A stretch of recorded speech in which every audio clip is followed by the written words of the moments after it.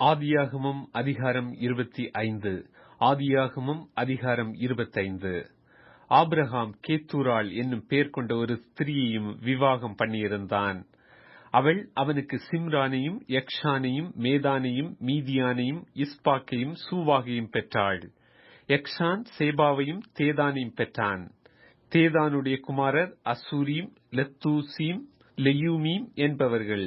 மீதியானுடைய குமாரர் ஏப்பா, ஏப்பேர், ஆனோக்கு, அபிதா, எல்தாகா என்பவர்கள். இவர்கள் எல்லாரும் கேத்தூராளின் பிள்ளைகள். ஆபிரகாம் தனக்கு உண்டான யாவையும் ஈசாக்குக்கு கொடுத்தான். ஆபிரகாமுக்கு இருந்த மறுமனையாட்டிகளின் பிள்ளைகளுக்கோ ஆபிரகாம் நன்கொடைகளை கொடுத்து தான் உயிரோடு இருக்கும் போதே அவர்களை தன் குமாரனாகி ஈசாக்கை விட்டு கிழக்கே போக கீழ் தேசத்துக்கு அனுப்பிவிட்டான். ஆபிரகாம் உயிரோடு இருந்த ஆயுசு நாட்கள் 175 வருஷம்.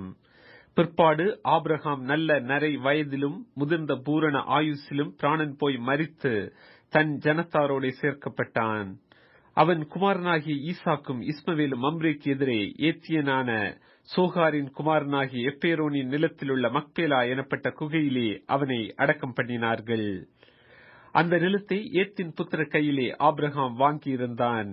அங்கே ஆபிரகாமும் அவன் மனைவியாகிய சாராளும் அடக்கம் பண்ணப்பட்டார்கள். ஆபிரகாம் மரித்த பின் தேவன் அவன் குமாரனாகிய ஈசாக்கை ஆசீர்வதித்தார். லகாய் ரோயி என்னும் துறவுக்கு சமீபமாய் ஈசாக்கு குடியிருந்தான்.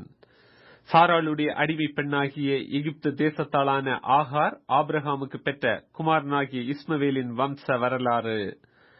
பற்பல சந்ததிகளாய் பிரிந்த இஸ்மவேலின் புத்திரருடைய நாமங்களாவன: இஸ்மவேலுடைய மூத்த மகன் நெபாயோத், பின்பு கேதார், அத்பியேல், மிப்சாம், மிஷ்மா, தூமா, மாசா, ஆதார், தேமா, எத்தூர், நாபீஸ், கெத்மா என்பவைகளே.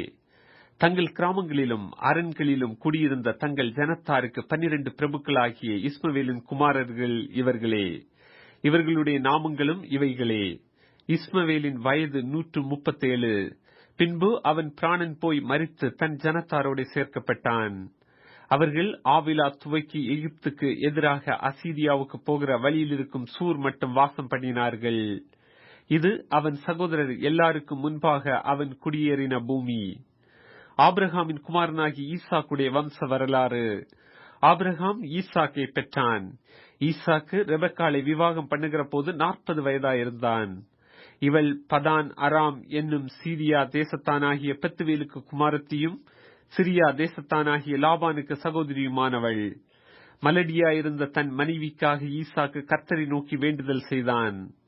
கர்த்தர் அவன் வேண்டுதலை கேட்டருளினார். அவன் மனைவி ரெபெக்காள் கற்பம் தரித்தாள். அவள் கற்பத்திலே பிள்ளைகள் ஒன்றோடொன்று மோதிக் கொண்டிருந்தன. அப்பொழுது அவள், இப்படியானால் எனக்கு எப்படியோ என்று சொல்லி கர்த்தரிடத்தில் விசாரிக்கும்படி போனாள். அதற்கு கர்த்தர், 2 ஜாதிகள் உன் கற்பத்தில் உண்டாயிருக்கிறது, 2 வித ஜனங்கள் உன் வயிற்றிலிருந்து பிரியும். அவைகளில் ஒரு ஜனத்தார் மற்ற ஜனத்தாரை பார்க்கிலும் பலத்திருப்பார்கள். மூத்தவன் இளையவனை சேவிப்பான் என்றார். பிரசவ காலம் பூரணமான போது அவள் கற்பத்தில் 2 பிள்ளைகள் இருந்தது. மூத்தவன் சிவந்த நிறமுள்ளவனாயும் சர்வாங்கமும் ரோம அங்கி போர்த்தவன் போலவும் வெளிப்பட்டான். அவனுக்கு ஏசா என்று பெயரிட்டார்கள். பின்பு அவன் சகோதரன் தன் கையினாலே ஏசாவின் குதிகாலை பிடித்துக் கொண்டு வெளிப்பட்டான். அவனுக்கு யாக்கோபு என்று பெயரிட்டார்கள். இவர்களை அவள் பெற்றபோது ஈசாக்கு 60 வயதாயிருந்தான்.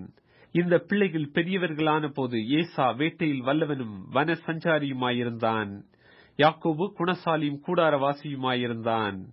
ஏசா வேட்டையாடி கொண்டு வருகிறது ஈசாக்கினுடைய வாய்க்கு ருசிகரமாயிருந்ததினாலே ஏசா மேல் பட்சமாயிருந்தான். ரெபெக்காளோ யாக்கோபின் மேல் பட்சமாயிருந்தாள். ஒரு நாள் ஏசா வெளியிலிருந்து களைத்து வந்தபோது யாக்கோபு கூழ் சமைத்துக் கொண்டிருந்தான். அப்பொழுது ஏசா யாக்கோபை நோக்கி, அந்த சிவப்பான கூழிலே நான் சாப்பிட கொஞ்சம் தா, இளைத்திருக்கிறேன் என்றான். இதனாலே அவனுக்கு ஏதோம் என்ற பெயர் உண்டாயிற்று. அப்பொழுது யாக்கோபு, உன் சேஷ்ட புத்திர பாகத்தை இன்று எனக்கு விற்று போடு என்றான். அதற்கு ஏசா, இதோ நான் சாக போகிறேனே, இந்த சேஷ்ட புத்திர பாகம் எனக்கு என்னத்திற்கு என்றான். அப்பொழுது யாக்கோபு, இன்று எனக்கு ஆணையிட்டுக் கொடு என்றான். அவன் யாக்கோபுக்கு ஆணையிட்டு தன் சேஷ்ட புத்திர பாகத்தை அவனுக்கு விற்று போட்டான். அப்பொழுது யாக்கோபு ஏசாவுக்கு அப்பத்தையும் பயிற்றங்கூழையும் கொடுத்தான். அவன் புசித்து குடித்து எழுந்திருந்து போய்விட்டான். இப்படி ஏசா தன் சிரேஷ்ட புத்திர பாகத்தை அலட்சியம் பண்ணினான்.